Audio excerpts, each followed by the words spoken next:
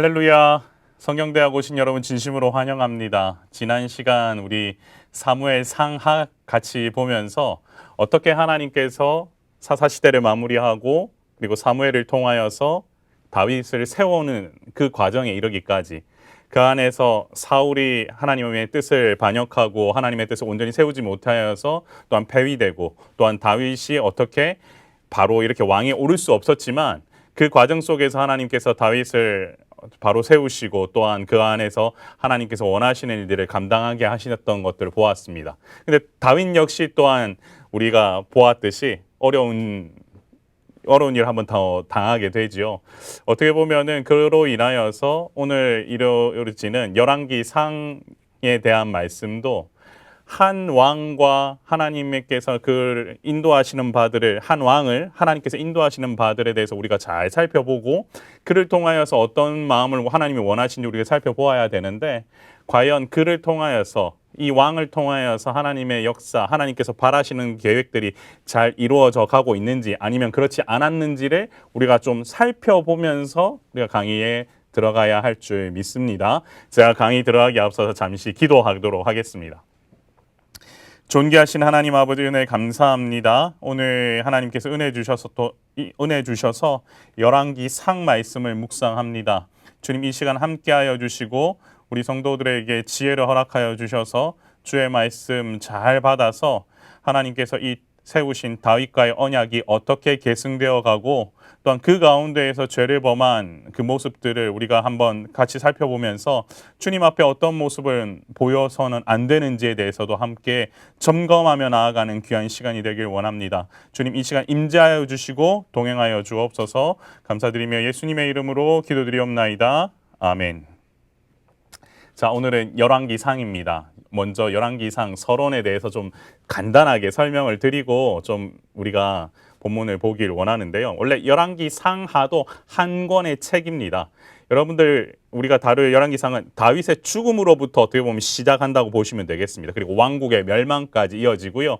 그리고 나서 성전이 또한 건설되는 것부터 또한 성전이 파괴되는 모습으로도 우리가 하나로 요약을 할 수가 있는데 결국에는 사무엘서에서 우리가 이루어졌던 다윗과의 언약이 사실은 이를 통해서 주신 하나님의 안식이 있었는데 이것들이 깨어지는 과정들이 드러나게 됩니다. 자, 그렇다면은 우리 열왕기상에 대한 전체적인 우리 한번 개요를 살펴보도록 하겠습니다.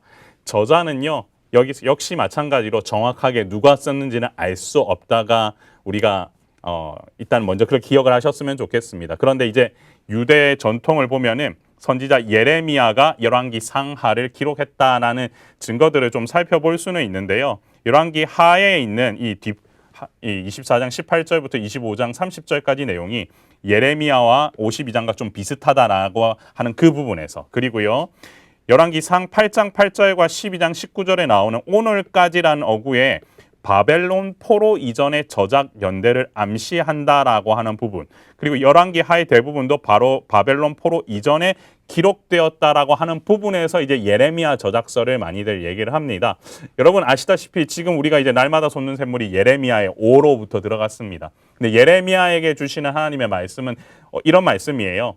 유다 백성이 하나님 앞에서 우상 숭배라고 하는 큰 범죄를 저질렀기 때문에 이들을 바벨론 포로로 우리 보내도록 하겠다. 그런데 그 바벨론 안에서도 내가 지킬 테니까 너희는 그곳을 지켜라고 했으나 유다 백성 그 말조차도 듣고 싶지 않아 한다라고 하는 얘기를 누구를 통해서 하냐면 예레미야를 통해서 선포하게 됩니다. 그러다 보니 유다 백성은 예레미야를 시험할 수밖에 없게 되죠. 예레미야가 하는 얘기는 이런 얘기들이죠. 너희가 패망할 수밖에 없다. 바벨론 포로로 갈 것이다. 유다 백성 입장에서는 예레미야는 어떻게 보면 배신자 취급을 할 수도 있었지만 그건 배신자가 아니라 유다 백성이 하나님을 배신했기 때문에 하나님의 선지자가 그들로 하여금 하나님의 말씀을 선포하게 하는 것입니다. 그 내용들이 조금 이 열왕기 상에도 녹아져 있기 때문에 유대 전승에서는 이것을 예레미야 저작서로 보긴 하지만 여러분 기억하셨으면 좋겠습니다. 일단은 누가 저작했는지는 확실히 알 수는 없지만 하나님께서 나레이터를 통하여서 이 왕국을 평가하고 계신다라고 하는 사실을 먼저 좀 기억했으면 좋겠습니다. 열왕기 상하에는요 몇 가지 역사 기록이 등장을 하는데요. 그냥 이해하시면 좋겠습니다. 먼저 솔로몬의 실록, 이스라엘 왕 역대 지략, 유다왕 역대 지략이라고 해서 이 사관이 기록한 공식적인 궁중 기록의 또한 일부였을 것이다. 이 기록들은 이라고 나와 있는데요. 여기 보시면 왕하 18장 18절에 그들이 왕을 부르며 힐기의 아들로서 왕궁의 책임자인 엘리야 김과 셈나 아삽의 아들 사관 요아가 그에게 나아가니 라고 하면서 이 열왕기 상하에는 이와 같은 기록들이 등장을 합니다. 이런 기록들이 등장한다는 얘기는 무엇입니까? 이와 같은 솔로몬의 실록이라는 역대 지략이라든지 이와 같은 부분들을 통하여서 이 기록 자체들을 이 성경의 이 내용들을 또한 증명하고 있고 사실임을 갖다가 보여주는 하나의 어떻게 보면 기반이 되거든요. 그런 기록들이 있다라는 것들을 여러분들이 이해를 하시면 좋겠습니다. 시기는 언제냐? 다루는 연대는요. 열왕기상은 주전 971년부터 852년까지 여러분 여기서 우리가 기억하셔야 될 연도 971년은 누구가 왕위에 오르냐? 솔로몬이 왕위에 오른다라고 하는 부분 기억하시고요. 931년에는 남북 왕국이 분열을 이루게 된다.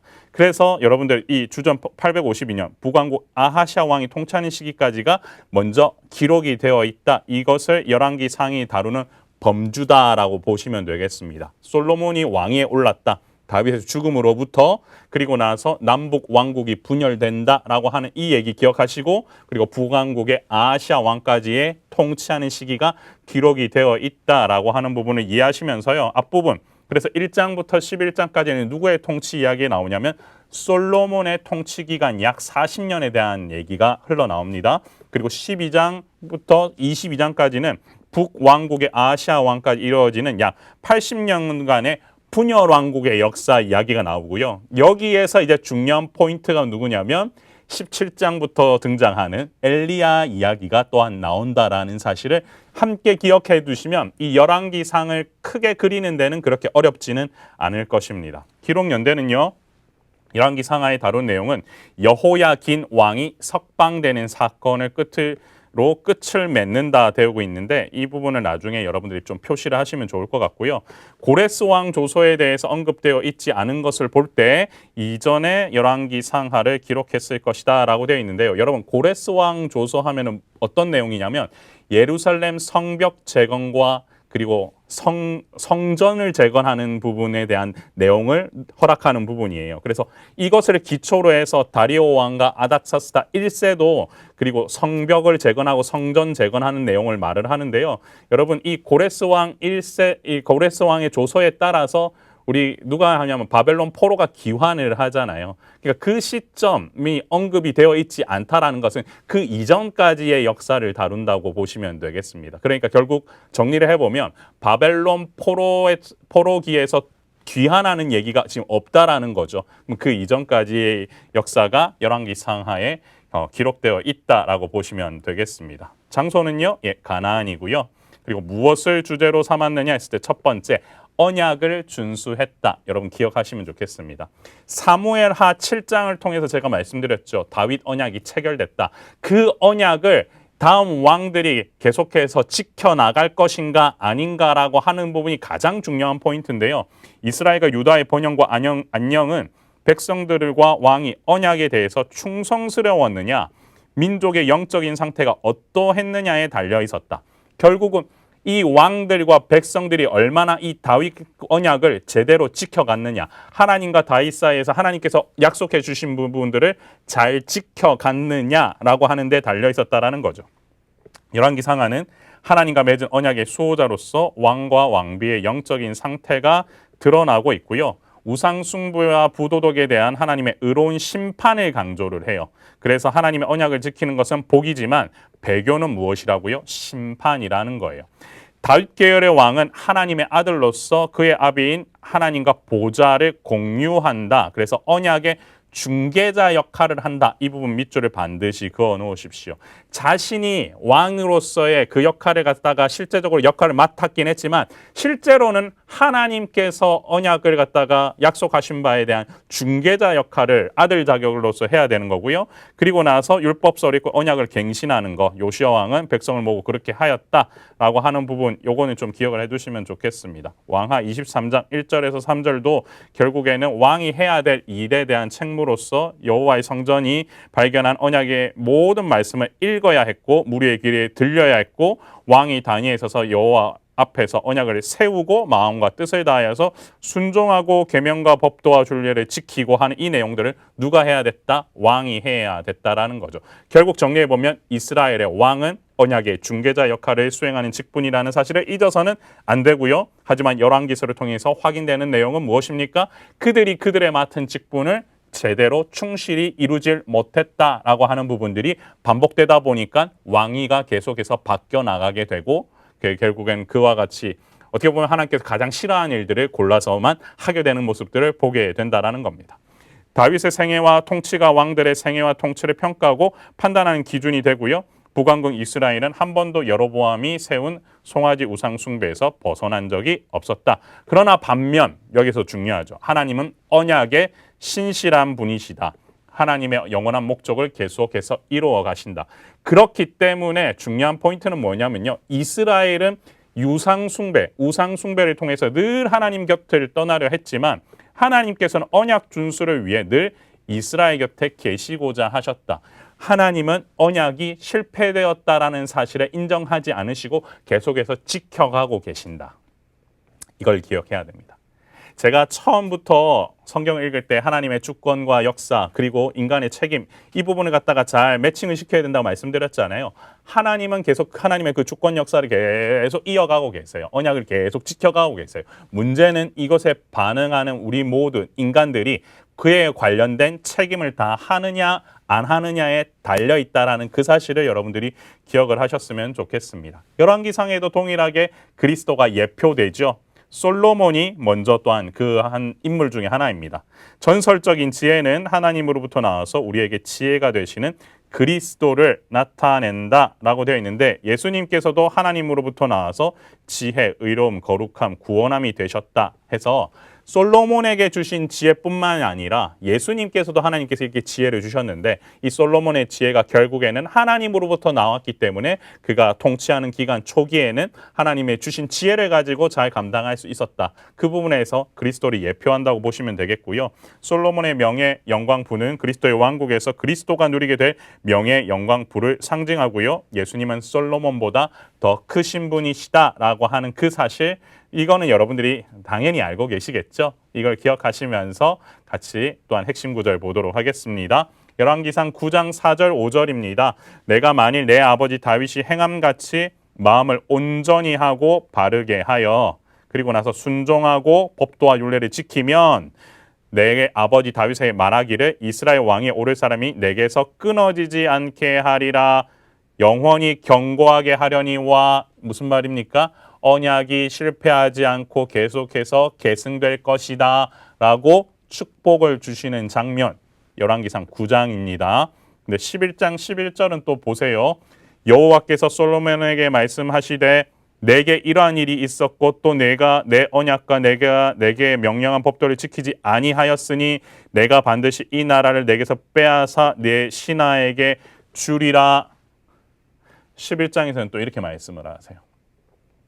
언약을 잘 지키고 율법을 잘 지키고 순종하면은 왕위가 계속해서 견고해질 것이지만 솔로몬이 그것을 감당하지 못해서 솔로몬 때에는 일어나진 않았지만 솔로몬 다음 때에 이 남북이 갈라지게 되는 원인 결국은 불순종의 역사 때문에 이와 같은 일이 계속해서 반복적으로 일어난다. 이 점을 여러분들 기억하시고 열왕기상을 보시면 되겠습니다. 그렇다면 어떻게 적혀 있느냐? 산문체 설화로 적혀 있다라고 하는 부분 보시면 되겠고요. 르호보암에 대한 이스라엘 답변을 제외하고는 다 산문체 설화 형식으로 시간 순서 그러니까 산문체 설화 형식으로 내러티브 체로 구성이 되어 있다 보시면 되겠습니다. 열왕기상의 역사는 정치적 사회적 역사가 아니고요. 신학적 역사다라고 보시면 되겠습니다.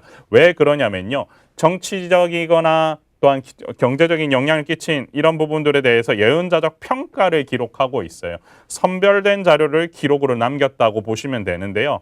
왜냐하면 오므리가 사실은 되게 이스라엘 북왕국의 역사에서는 큰 힘을 가졌던 왕국이, 그래서 오므리 왕조라고 하고, 거기에 가장 대표적인 인물이 그 다음에, 오므리 다음에 누굽니까? 아합이거든요. 그런데 오므리 왕조에 대한 실제적 오므리에 대한 역사는 얼마 적혀 있지 않아요. 8구절밖에 없다고 되어 있어요. 그만큼 이것은 무엇이다? 신학적 선별된 자료에 의한 평가로 기록이 되어 있다. 이 부분을 여러분들이 기억을 하시면 좋겠습니다. 열왕기상은요, 하나님의 택하심을 입은 이스라엘 백성들이 솔로몬의 때에 절정에 이르렀다가 분열되는 역사를 알려주기 위해 기록되었다라고 되어 있죠. 영토가 무한대로 확장을 이루고요. 그 다음에 성전 왕궁이 건축을 해요.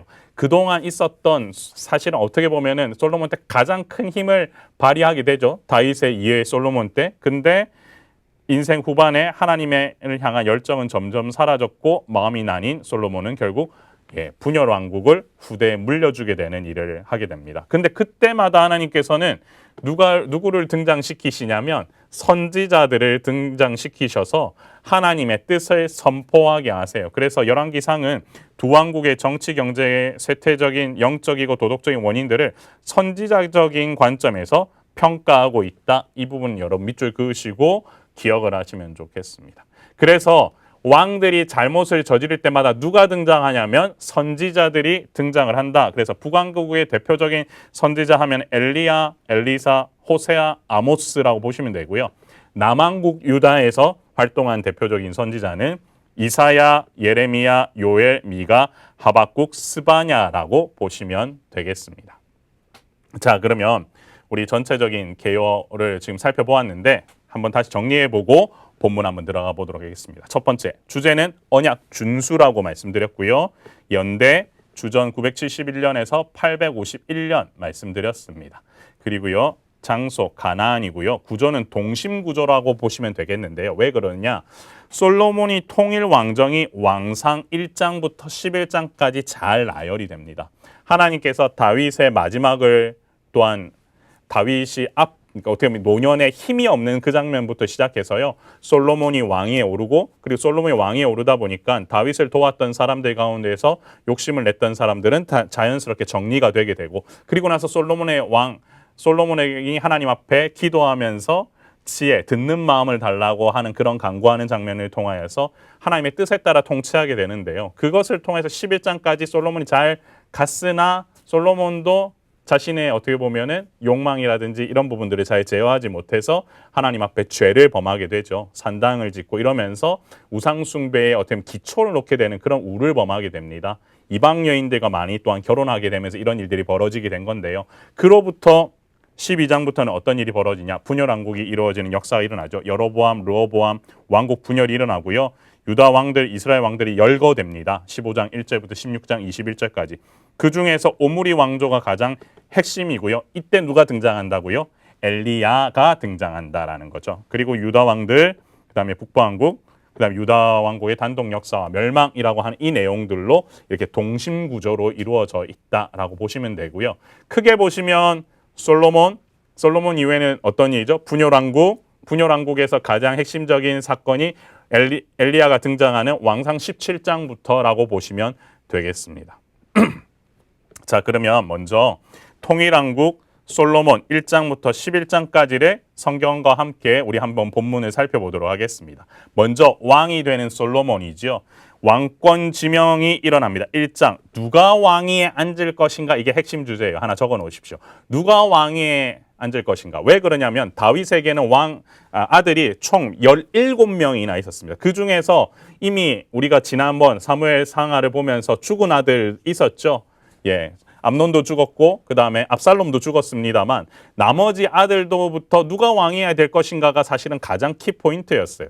그런데 보시면 열왕기상 1장 1절의 첫 구절이 뭐냐면 다윗 왕이 나이가 많아 늙으니 이불을 덮어도 따뜻하지 아니하리라 하면서 이걸로 시작을 하죠. 그래서 수넴 여인 아비사결 왕을 얻어왔으나 왕이 잠자리는 같이 하지 아니하였다라는 부분으로 시작을 하는 거예요.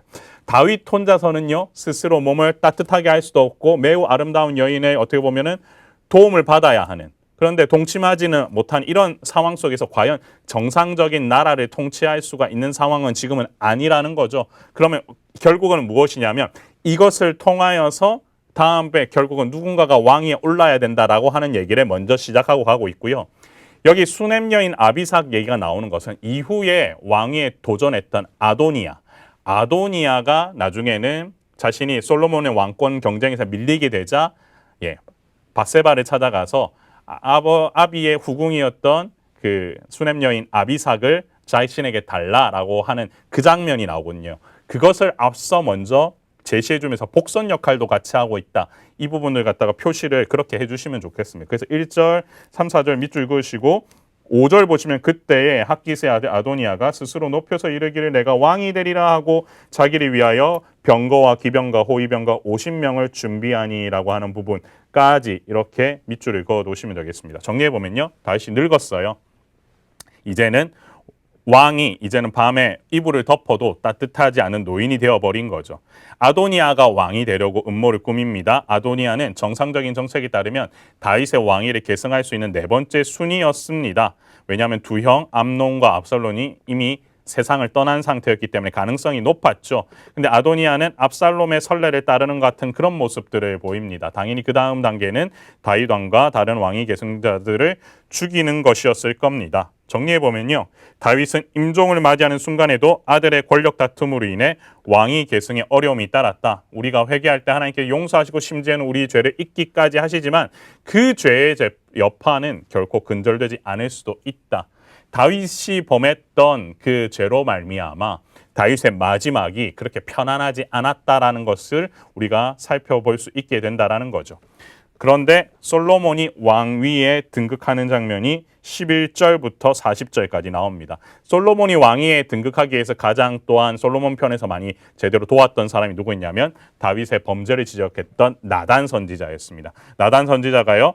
여호와께서 기뻐하시는 방향으로 왕위 계승이 이루어지도록 돕습니다. 보시면 9절 보시면 보라 한 아들이 내게서 나리니 그는 온순한 사람이라 내가 그로 주변 모든 대족에게서 평온을 얻게 하리니 그의 이름을 솔로몬이라 하리니 이는 내가 그의 생전에 평안과 안일함을 이스라엘에게 줄 것임이니라 그가 내 이름을 위하여 성전을 건축할지라 그는 내 아들이 되고 나는 그의 아버지가 되어 그 나라 왕위를 이스라엘 위에 굳게 세워 영원까지 이르게 하리라 하셨다라고 하는 이 여호와 하나님의 말씀대로 이제 나단 선지자는 그 방향대로 솔로몬을 갖다가 왕위 계승을 돕죠.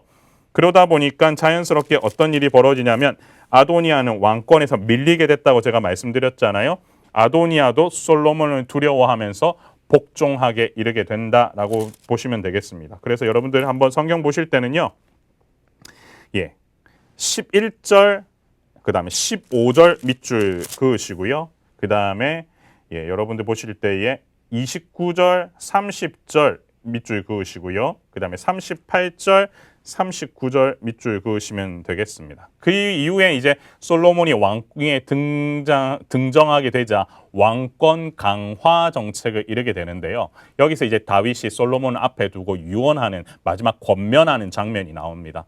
여기 보시면요. 2장 1절부터 9절까지 내용이 다 그렇는데요. 일단 기본적으로는 너는 힘써 대장부가 되고 내 하나님 여호와의 명령을 지켜 그 길로 행하여 법률, 계명, 율례, 증거를 모세 율법에 기록된 대로 지키라. 이것이 사실은 다윗이 솔로몬에게 주고자 했던 가장 중요한 말이었습니다. 그리고 나서 나머지 부분들에 대한 자신 이 주변에 있는 측근들에 대해서 이와 같은 사람들을 갖다가 이렇게 대하라는 것이 나오는데요. 불충한 장수 요압, 그 다음에 압살롬을 피해 도망할 때 친절을 베풀었던 바르실레, 그 다음에 예루살렘에서 피신할 때 다윗을 저주했던 시므이를 어떻게 다뤄야 할지에 대해서 얘기를 하고 있는 거죠. 요압에 대해서는 백발이 평안히 소울에 내려가지 못하게 하라고 하고 하면서 6절에 나와 있어요. 밑줄을 그으십시오. 제거해야만 하지만 지혜를 따라야 한다. 이런 의미에서 이제 얘기한 거고요. 바르실레와 아들들에게 은혜를 베푼다면 지역 간의 화해를 유발하게 될 것이다 라고 하는 부분이 나오고요. 시므이에 대해서는 9절 보시면 되는데요. 그의 백발의 피 가운데 수월에 내려가게 하라. 그래서 압살롬이 반역했을 때 도망하는 다윗에게 시므이가 저주를 했잖아요. 그래서 칼로 죽이지는 않겠다고 약속했으나 무죄하지는 않다. 죄는 있다라고 하는 부분도 시므에 대해서 얘기하죠. 그리고 나서 10절에서 12절에서 그 어떻게 보면 찬란했던 다윗이 죽음을 맞이하게 된다. 거기도 밑줄 그으시고요. 그리고 나서 이어지는 장면이 뭐냐면 솔로몬이 왕권을 강화하는 장면이 나오는데 여기서 먼저 아도니아가 앞서 말씀드린 대로 수넴 여인 아비삭을 달라고 해요. 근데 바세바는 그것을 갖다 허락을 또 합니다. 근데 이 솔로몬의 반응이 무엇이었냐면요. 22절을 보시면요. 솔로몬 왕이 그의 어머니에게 대답하여 이르되 어찌하여 아도니아를 위하여 수넴 여자 아비삭을 구하시나이까? 그는 나의 형이오니 그를 위하여 왕권도 구하옵소서. 그뿐 아니라 제사장 아비아달과 수르야의 아들 요압을 위해서도 구하옵소서 하고 왕권에 어떻게 보면 도전을 한 거거든요. 근데 어떻게 그에게 아버지가 그래도 후궁으로 두었던 그 수넴 여인 아비삭을 줄 수 있냐라고 얘기를 하고 있는 장면입니다. 그래서 아도니아는 수넴 여자 아비삭을 아내로 맞이하기를 원했으나 전 왕의 후궁을 자신의 아내로 삼고 왕위를 주장하는 요구였기 때문에 처형을 당하게 됩니다. 그래서 여러분들 보시면요. 24절과 25절을 보면은 여호야다의 아들 브나야에 의해서 누가 죽습니까? 아도니아가 죽습니다. 거기도 한번 밑줄을 그어 두시면 되겠습니다. 그리고 나서 26절부터 35절까지는 아비아달이 추방되고 요압이 처형되는 장면이 나오거든요. 제사장 아비아달은 파면을 당하게 돼요. 압살롬 반역 때 다윗에게 충성을 다했지만 아도니아의 편에 서서 왕을 세우려 했거든요. 그리고 요압이 또한 죽임을 당해요. 왜냐하면 아브넬을 죽인 죄, 그리고 유다의 군대 장관 예델의 아들 아마사를 죽인 죄 때문에 처형을 당하고요. 시므이도 처형을 당하는데 처음에는 죽이지 말라고 했잖아요. 그래서 어떻게 보면 가택연금을 시켜놓았는데 시므이가 이것을 벗어나게 되자 처형을 당하게 되는 장면이 나와요. 그래서 시므이가 처형되는 장면은 36절, 그 다음에 3년 후에 시므이 두 종이 가드왕 어쩌고저쩌고 나오는 그 부분 39절, 40절, 그리고 42절, 그 다음에 45절, 46절에 밑줄을 그어 놓으시면 시므이가 어떤 식으로 가택연금 당했다가 그거 어기고 죽게 되는지 그 장면까지 나오게 됩니다. 결국은 보시면요. 우리는 열왕기상 2장이 언급된 아도니아, 요압, 시므이의 처형을 그저 궁중의 암투로 인한 살인행위로 해석해서는 안 된다. 여호와께서 다윗에게 약속하신 대로 솔로몬의 손에 그 왕위를 견고하게 하기 위해서 취한 조치로 보아야 한다. 다윗 언약을 담고 있는 약속에 견고하다라는 동사가 3번 반복되고 있음을 우리가 중요하게 주목해야 된다라고 되어 있죠. 여러분 보시면은 견고히 서리라고 하는 단어가 나와요.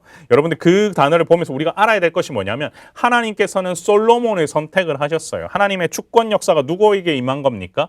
솔로몬에게 임한 겁니다. 그리고 그 솔로몬을 택하사 하나님께서는 그 나머지 부분들을 다스릴 수 있도록 지혜를 허락하신 거다. 이렇게 이해를 하셔야 됩니다. 그래서 제가 구약의 역사를 볼 때 하나님의 주권 역사와 인간의 책임에 대해서 반드시 이해를 하면서 성경을 읽어 나가야 된다고 말씀을 드렸던 거 기억해 두시면 좋겠습니다. 자, 그리고 나서 3장부터는 어떤 일이 벌어지느냐? 솔로몬의 전성기가 어떻게 보면 시작이 됩니다.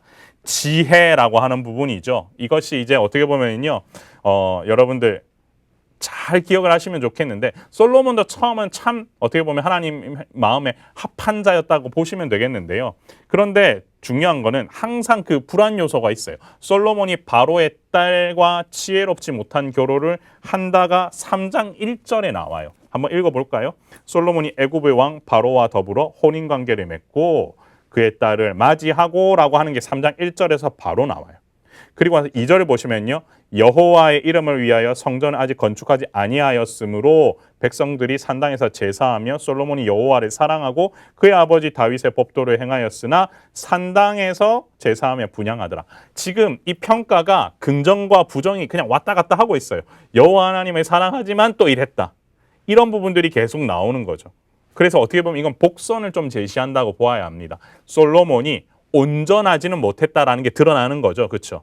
그래서 이제는 이후에 어떤 일들이 일어나는지를 한번 같이 보시면 좋겠어요. 일단 먼저 바로의 딸과 지혜롭지 못한 결혼을 하죠. 군사적 동맹을 맺으려고 했다라고 하는 부분 여러분 3장 1절 밑줄 그어 두시고요. 그 다음에 솔로몬이 지혜를 구하는데 듣는 마음을 구하는 게 나와요. 9절 보시면 듣는 마음을 구했다라고 나오죠.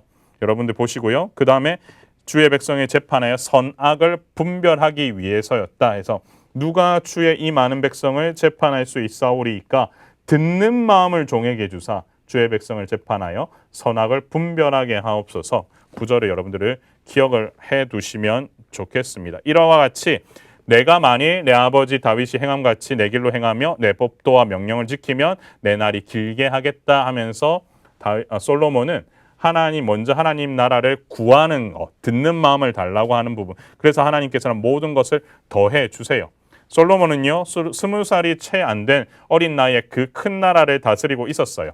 그래서 심적 부담감과 스스로에 대한 부족감을 느끼고 있었습니다. 그렇기 때문에 하나님이 그에게 무엇을 해주면 좋을지 묻자 그는 지도자에게 필요한 지혜, 듣는 마음을 구한다라는 거죠.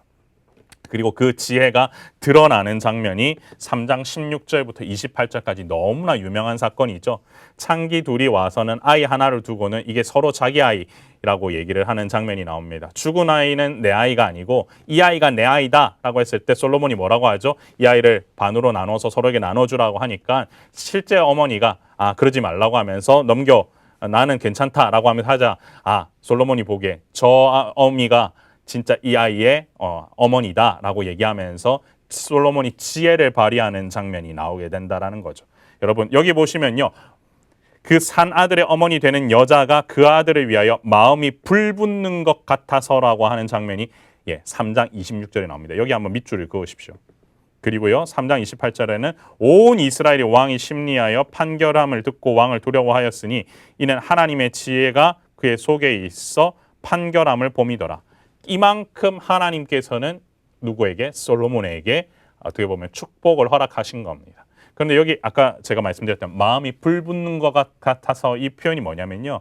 마음이라 번역된 라함임은 모태, 자궁이라 의미의 레헴의 복수인데 긍휼이나 자비의 자리로서의 내장을 의미하는 단어이다. 따라서 여자의 경우에는 자궁, 남자의 경우에는 내장으로 해석하는 것이 좋다. 이 말은 무슨 말이냐면 내가 모태로부터 아이를 보호하면서 지켰던 그 자궁이 불붙는 것과 같았다. 이 아이를 보고 죽이라고 하는 것 자체가 거기가 타는 것과 같았다라는 그 마음을 갖다 표현하는 거죠.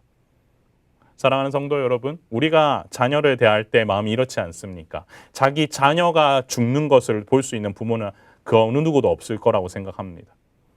마찬가지입니다. 하나님께서 우리 자녀된 우리를 사랑하는 마음도 그렇습니다. 마음에 불붙는 것과 같아서 내장이 끊어질 것과 같은 그런 아픔으로 우리를 위하여 예수 그리스도를 보내주셨다라는 그 사실을 여러분이 기억하셔야 됩니다. 이렇게 솔로몬은 하나님이 주신 지혜를 가지고 정말 지혜롭게 통치해 갔습니다. 4장을 보시면 솔로몬의 관리들이 4장 1절부터 19절까지 언급이 되고요. 이렇게 사람 이름이 언급되어 있다는 것은 그만큼 평화의 시대가 도래하고 있다. 체계가 잡혀가고 있다. 이런 것을 의미한다. 여러분 기억하시면 좋겠고요.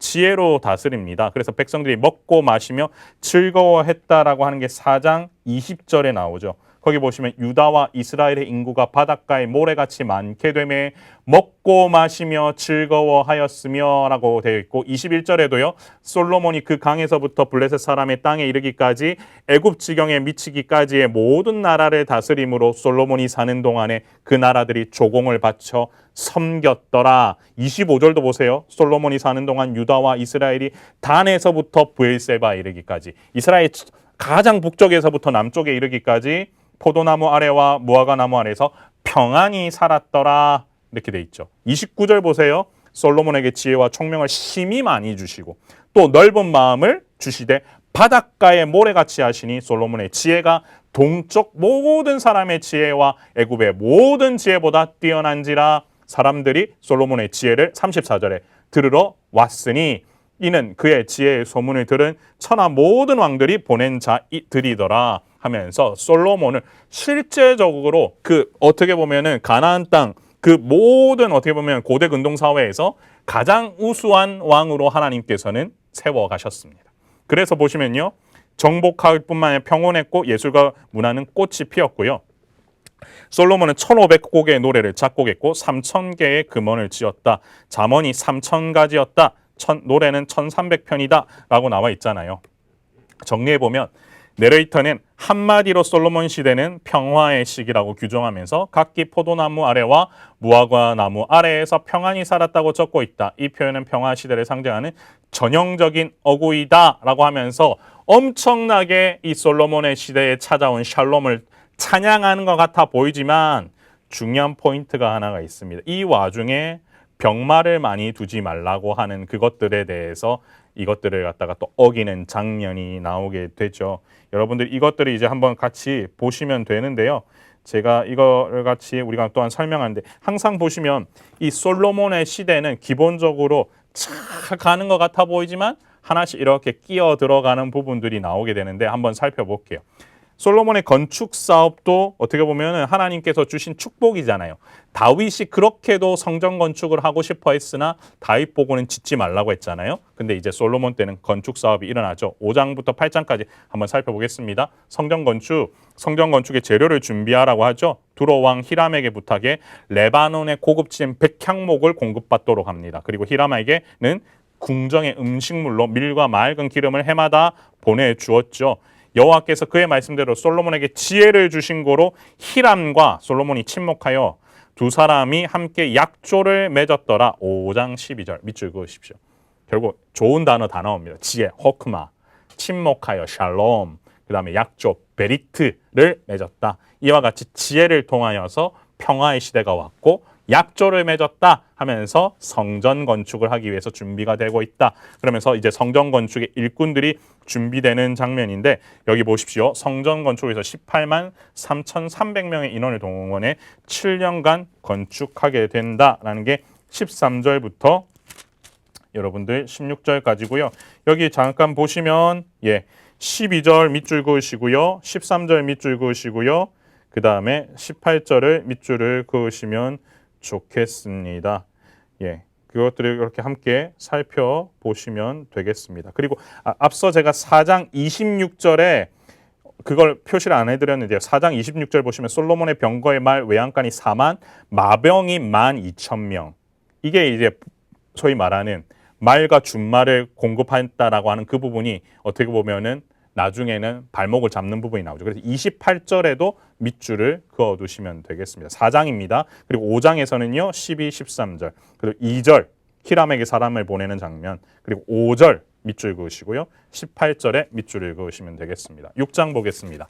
성전 건축이 완공됩니다. 출애굽한 지 480년 만에 성전 건축이 시작되었습니다. 그래서 여러분 솔로몬의 성전은 길이 27m, 폭 9m로 모세의 당시의 성막에 비해서는 거의 2배 크기였고요. 성전은 다윗이 하나님께서 주신 영감으로 설계했고 그 설계대로 솔로몬이 건축을 했다. 그래서 여호와의 손이 내게 임하여 이 모든 설계를 그려 나에게 알려주셨느니라 하면서 하나님께서 주신 지혜대로 설계를 했다고 되어 있고요.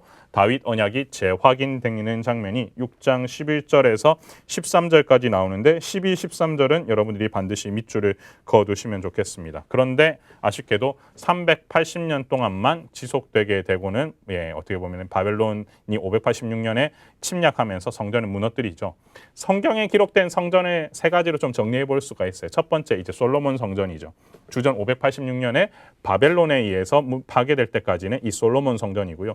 그리고 나서 1차 바벨론 포로 기한 때에 했던 얘기가 뭐냐면 스룹바벨 성전, 웅장함과 우아함이 솔로몬의 성전에는 미치지 못했지만 이렇게 또한 성전을 지었고요. 이후에는 헤롯 성전이 주전 20년에 건축이 되었다라고 하는 부분까지 여러분들이 좀 머릿속에 기억을 해두시면 좋겠습니다.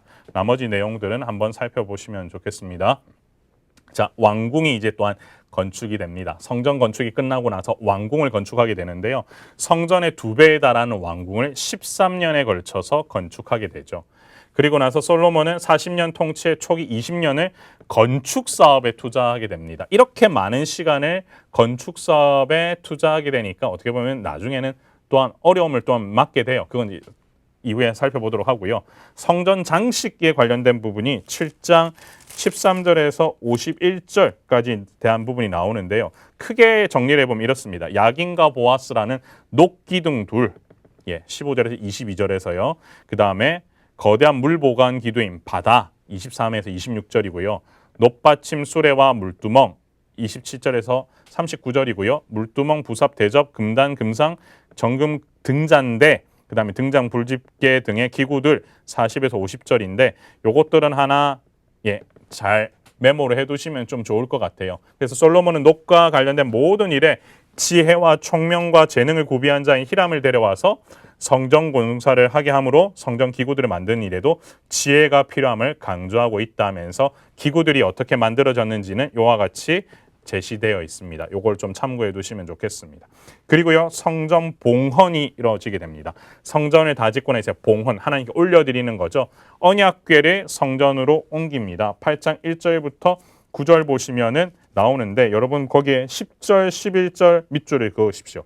이렇게 언약궤가 성전을 옮기고 나서 하나님의 영광이 다시금 도래하게 되는 거죠. 10절, 11절 보시면 제사장이 성소에서 나올 때 구름이 여호와의 성전에 가득하매 제사장이 그 구름으로 말미암아 능히 서서 섬기지 못하였으니 이는 여호와의 영광이 여호와의 성전에 가득함이라 하면서 여호와 임재를 통해서 구름이라고 하면 우리 기억나시죠? 출애굽 때도 성막의 위에 완공함을 위해서 동일하게 구름이 어떻게 보면 그 회막 위에서 출발하고 떠나고자 하는 신호로서 작용을 했잖아요. 여호와 하나님의 임재를 상징하는 것이 나오는데 여기에도 동일하게 일어났다라는 겁니다. 그리고 솔로몬의 설교가 나오고요. 8장 12절에서 21절까지 나오는데 20절과 21절 밑줄 그으시고요. 거기 보면 여호와 하나님께 계속 충성할 것을 맹세하도록 한다라고 되어 있습니다. 여러분 우리가 원래 함께 읽어야 될 이 콜린 스미스가 지은 손에 잡히는 성경에 보면요. 여기 예배로 응답하다라고 소제목이 되면서 이렇게 길이 써져 있습니다. 솔로몬의 첫 번째 응답은 예배하는 것이었다. 이스라엘 하나님 여호와를 송축할지로다. 여호와께서 그의 입으로 내 아버지 다윗에게 말씀하신 것을 이제 그의 손으로 이루셨도다. 그런 다음 그는 하나님께 다시 나와서 기도로 마음을 소원을 표현했다. 솔로몬은 지혜로운 사람이어서 어떠한 건물도 하나님을 모셔둘 수 없음을 잘 알고 있었다. 하나님의 임재에 대한 평생의 단 한 번의 경험 그 이상을 원했다라고 지금 나와 있으면서 그 첫 번째 응답하는 장면에서 예배로 하는 것을 솔로몬이 원했다라고 하는 부분 여러분 기억을 하시면 좋겠고요.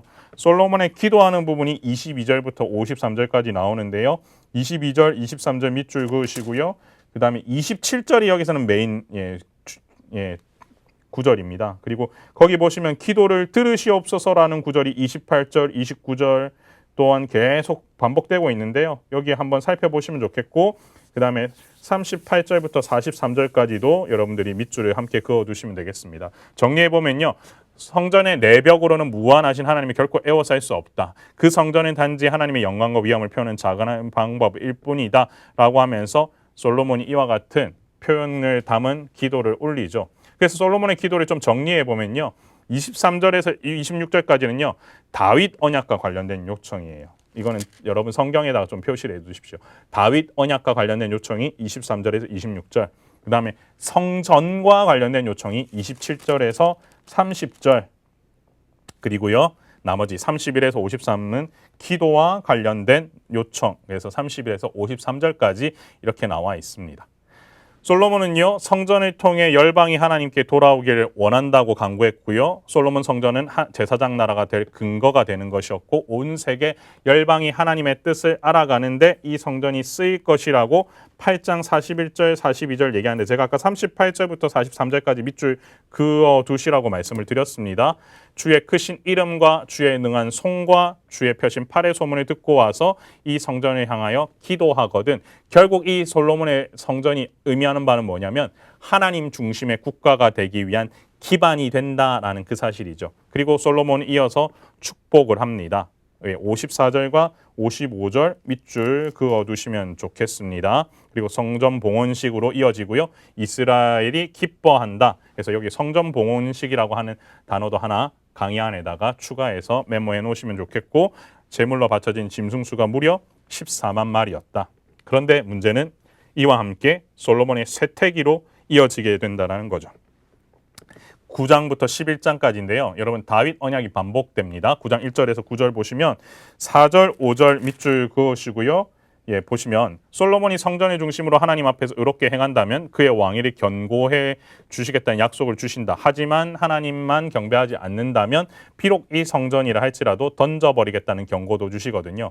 핵심은 여호와를 섬기며 그분의 계명과 법도를 지키느냐 아니냐에 있는 것이다. 따라서 이스라엘이 다른 신을 섬기고 경배하면 이스라엘을 약속의 땅에서 쫓아내시는 정도가 아니라 여호와의 이름을 위하여 거룩하게 구별한 성전이라도 던져버리실 것을 경고하셨다라고 하는 부분 여러분 기억을 해 두셔야 됩니다.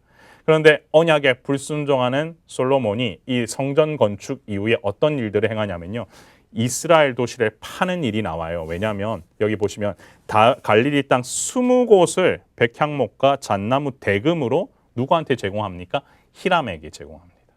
그만큼 이걸 짓는데 많은 에너지를 들여서 그 대가로서 하나님께서 약속으로 허락하여 주신 땅을 제공하는 이런 어리석음을 또한 범하게 되는 거죠. 히람은 솔로몬이 준 갈릴리 성읍을 가불이라고 부르면서 못마땅한 심경으로 드러냈다라고 돼 있어요. 정말 쓸모없는 땅이라고 여겼다라고 지금 되어 있는데요. 그런데 여기 참 보시면 그러나 온 인류를 구원하시는 예수 그리스도의 사역이 바로 이와 같은 가불 땅에서 시작이 되거든요. 가불이라 불리던 땅, 그 갈릴리 땅에서 모든 사람을 위한 희망의 사건이 시작되었다. 누가 보기에는 그 땅은 쓰레기와 같은 쓰레기 필요 없는 덩굴이지만 그 땅에서부터 누구는 예수 그리스도께서는 시작하셨다라는 거 기억해 주시면 좋겠고요. 잔류해 있던 가나안 사람들을 노예로 삼습니다. 20절, 21절 여러분들 밑줄 그어두시면 좋겠습니다. 여러분 솔로몬 왕의 통치 시기에 안에 애굽으로 돌아가려는 경향이 오래전부터 사실은 내재하고 있었습니다. 끝내 르호보암 시대에 이르러서는 징용과 징세로 인해 거의 애굽화된 상황에 이르게 되었고요. 백성들이 끝내 여로보암을 중심으로 반역하여 북방 이스라엘로 분열해 나가는 단초가 된 것이라고 볼 수 있게 됩니다. 이렇게 어떻게 보면은 솔로몬 시대가 어떻게 보면 건축으로 인하여서 지어지는 그 징용과 징세로 인하여서 계속 이런 백성들 사이에서 마음이 흐트러지게 되는 일들이 벌어지고 있는 거죠. 불안 요소가 계속 있었고 하나님께서는 그것을 내레이터를 통하여서 언급해 주셨거든요. 그런데 이런 부분들이 이제 나중에는 폭발하는 장면으로 이어지게 된다. 기억을 해 두시면 좋겠습니다. 10장은요, 여러분 잘 아시는 스바 여왕이 방문하는 장면입니다. 스바는 지금 예멘이라 불리는 아라비아의 남쪽에 위치하고 있는데요. 여기까지 그 솔로몬의 지혜가 어떻게 보면은 퍼져나가게 되죠. 그래서 심판 때에 남방 여왕이 일어나 이 세대 사람을 정죄하리니 이는 그가 솔로몬의 지혜로운 말을 들으려고 땅 끝에서 왔음이거니와 라고 해서 솔로몬보다 더 큰 이가 여기 있으며 라고 나와 있는 이 부분은 누가복음에 나오는 장면인데 여러분들 이 스바 여왕의 방문에 대해서 누가복음에도 이렇게 기록되어 있고요. 예수님 소개하면서 이렇게 나오는 구절이니까 여러분 기억하시면 좋겠고요. 솔로몬의 부가 엄청나게 늘어났다라고 하는 부분 10장 14절에서 25절 그리고 또 여기 보세요. 솔로몬은 병거와 마병을 많이 준비했다. 병거가 1400대, 마병이 12,000명 나오고 있는데 여러분 10장에서는 6절부터 9절까지 6절에서 9절 그다음에 13절에서 15절 그 다음에 23절 밑줄 그으시고요. 앞서 말했던 26절부터 29절에서는 26절을 밑줄을 그어두시면 좋을 것 같습니다. 그런데 이제 중요한 거는 11장을 기점으로 솔로몬이 이방 여인들과 통혼하면서 하나님으로부터 떠나는 장면이 나오죠. 그래서 11장 1절부터 3절까지 여러분 밑줄 그어두시고요. 700명의 후궁과 300명의 첩을 두었다. 자신의 부를 이용해서 우상 숭배하게 되는 많은 이방인 아내를 얻게 되는데요. 가장 지혜로운 사람이 노년의 가장 어리석은 사람으로 행동하는 역사의 아이러니를 범하게 되거든요. 여호와를 경외하는 것이 지식의 근본이라고 했는데도 불구하고 솔로몬 스스로가 이것을 어기는 장면이 나오게 됩니다. 값싼 거짓 기쁨을 얻자고 하나님이 주신 더 깊고 진정한 기쁨을 빼앗기고 있었다라는 거죠. 아스타롯을 섬겼고 이 어린 아이를 제물로 바쳐야 하는 몰록을 따르는 그런 어리석음을 범하게 된다라고 하면서 여러분 1절부터 3절까지 이 통혼함으로 인하여서 어려움을 겪는 장면 밑줄 그어두시고요. 솔로몬의 우상 숭배는 계속 이어집니다. 11장 4절부터 8절 보시면 되겠습니다. 솔로몬은 부, 권력, 지혜 각가지 이점을 가지고 시작했지만 결국은 온전히 하나님을 따르지 못하게 되고요. 몰록에게 예배할 때는 어린아이를 희생제물로 드리기도 하고 예루살렘은 일종의 우상박물관도 같았다. 이 부분도 밑줄을 그어두시면 좋겠습니다. 성전을 건축한 것이 솔로몬의 경건의 백미라고 한다면 산당을 지은 것이 솔로몬의 어리석음의 극치라고 할 수 있다라고 하는 이 부분 여러분들이 같이 기억을 해주시면 좋겠는데요. 거기 보시면 7절에 보면 모압에 가증한 금오스를 위하여 예루살렘 앞산에 산당을 지었다. 이 부분이 있거든요.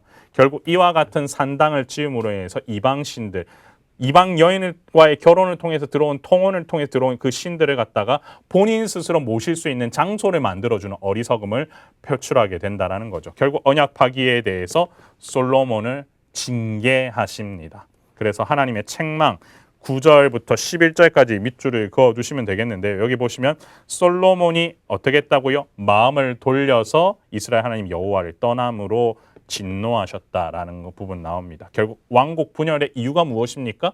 솔로몬이 말년에 이방인 아내들로 말미암아 하나님 성전에서 하나님을 예배하는 마음이 돌아섰다라는 거예요. 마음이 돌아서면은 그렇게 된다라는 거예요. 여러분 보시면요. 그러나 내 아버지 다윗을 위하여 내 세대는 이 일을 행하지 아니하고 내 아들의 손에 빼앗으려니와 오직 내가 이 나라를 다 빼앗지 않고 내 종 다윗과 내가 택한 예루살렘을 위하여는 한 집하는 내 아들에게 주리라 하셨더라. 이건 또 뭐예요? 하나님께서 솔로몬에게 이와 같이 앞서 마음이 돌아선 자에게 징계하시지만 계속해서 한 집하는 내 아들에게 주리라 함을 통하여서 뭐예요? 언약을 이어가고 계신다라고 하는 것이 같이 나오는 거예요. 그래서 여러분 성경을 보실 때 진짜 중요한 게 뭐냐면 깨지는 장면도 중요하지만 하나님께서 어떻게 언약을 이어가고 계시느냐도 여러분들이 잘 이해를 하셔야 됩니다. 자, 하나님의 징계는요. 하닷과 르손이 솔로몬의 대적이 되어요. 그리고요. 다윗 왕조의 맺은 언약은 계속되지만 나라는 두 조각이 되고요. 여로보암에게도 약속을 주시는 11장 38절 여러분 밑줄 그으시고 마지막 11장 41절부터 43절까지는 여러분들 솔로몬이 죽는 장면으로 나오게 됩니다. 여기도 같이 밑줄 그어두시면 좋겠습니다. 자, 여기까지가 무엇이냐? 통일왕국의 끝입니다. 찬란했던 솔로몬의 통일왕국. 그러나 어떻게 보면은 그 마지막이 솔로몬이 다른 마음을 품음으로 하나님께 마음을 돌림으로 말미암아 그의 마지막 부분이 이렇게 어떻게 보면 하나님 보시기에는 원하지 않는 모습으로 가게 되었다라는 거 여러분 기억하시면서 이어서 제가 잠깐 쉬었다가 분열왕국 12장부터 22장 같이 강의하고 마무리하도록 하겠습니다. 잠깐 쉬도록 하겠습니다.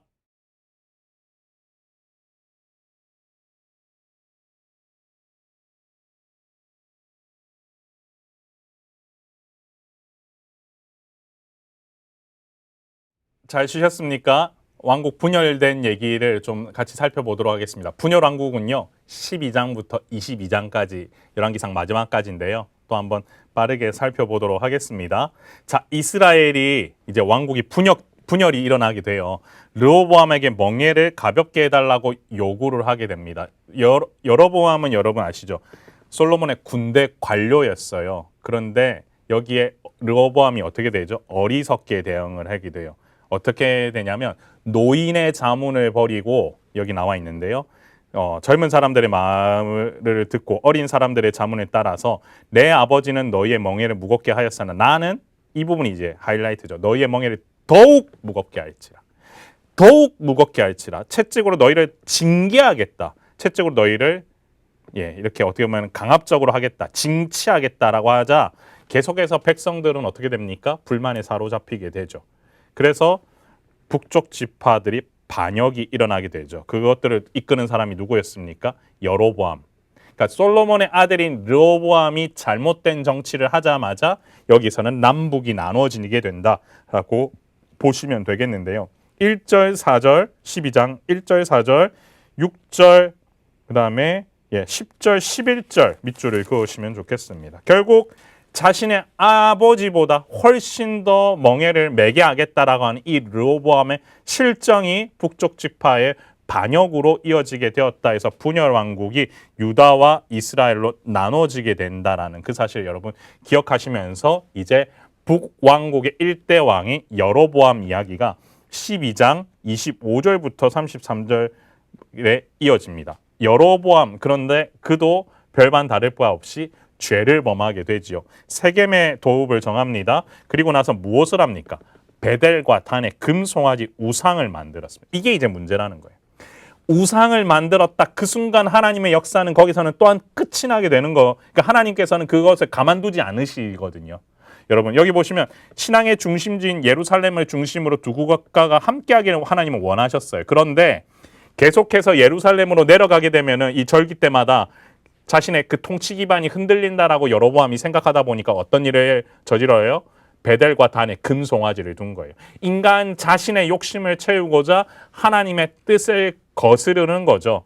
그래서 여러분 보시면은 이렇게 해서 6월절, 오순절, 장말절에 예루살렘 가야 하는 이것을 막으려고 송아지를 여로보암은 만들게 돼요. 레위 자손 아닌 보통 백성을 또한 제사장으로 삼았다. 12장 31절도 밑줄을 그으시고요. 이거 딱 보면 뭐가 또한 생각이 나요? 예, 사사시대에 레위 사람 한 사람을 두고 제사장 삼았던 미가의 어떻게 미가가 레위 자손을 어떻게 보면 제사장 삼았던 그 이야기, 그리고 단 지파가 또한 레위 사람을 또한 어떻게 보면 자신의 개인의 자기 지파 제사장으로 삼으면서 죄를 범했던 그런 얘기가 나오다가 이제는 어떻게 돼요? 레위 자손이 아닌 사람을 제사장으로 삼는 얘기까지 나오게 되죠. 그래서 이렇게 보시면요, 어떻게 보면 죄가 쌓이면 축적이 되면 죄의 그 강도는 계속해서 더해진다라는 사실을 알게 됩니다. 그리고 장막적 절기를 8월 15일로 한 달 동안 미뤄요. 자기 마음대로. 그래서 여로보암이 관심사는 오직 예루살렘 예배에 참여하는 것을 막는 것에 집중되어 있었던 거죠. 여로보암이 신앙을 정치에 종속시키고 하나님을 자신의 왕권을 강화하기 위한 수단으로 전락시키게 되었던 겁니다. 결국 하나님께서는 남북이 균형과 견제를 이루면서 상호 발전하고 나아가 그들이 제사장 나라로 역할을 잘 감당하기 원하셨는데 여로보암은요, 그 사명의 줄을 전혀 다른 방향으로 잡는 어리석음을 범하게 되죠. 그래서 하나님께서 선지자를 보내십니다. 항상 왕이 잘못할 때 하나님께서는 선지자를 통하여서 메시지를 주시거든요. 여로보암이 금송아지 산당의 단 곁에서 분향하는 장면 13장 1절, 그리고요 이 산당들은 하나님의 사람의 예언대로 요시야 왕이 여러 개혁 조치를 단행하는 300여 년 뒤에야 비로소 파괴가 일어나게 됩니다. 그동안 어떤 일이 벌어졌을까요? 그곳에서 계속해서 우상 숭배를 범하게 되죠. 그러니까 북이스라엘이 잘 될 리가 없죠. 13장 2절 보면 하나님의 사람이 제단을 향하여 여호와의 말씀을 외쳐 이르되 제단아 제단아 여호와께서 이와 같이 말씀하시기를 다윗의 집에 요시야라는 이름의 아들이 나으리니 그가 내 위에 분향하는 산당 제사장을 내 위에서 제물로 바칠 것이요 또 사람의 뼈를 내 위에서 사르리라 하셨느니라 하고, 사람 이름 요시야라는 이름이 있을 때까지 300년 동안은 여기서 어떻게 보면 우상 숭배가 일어나는 범죄를 범할 수밖에 없게 되었죠.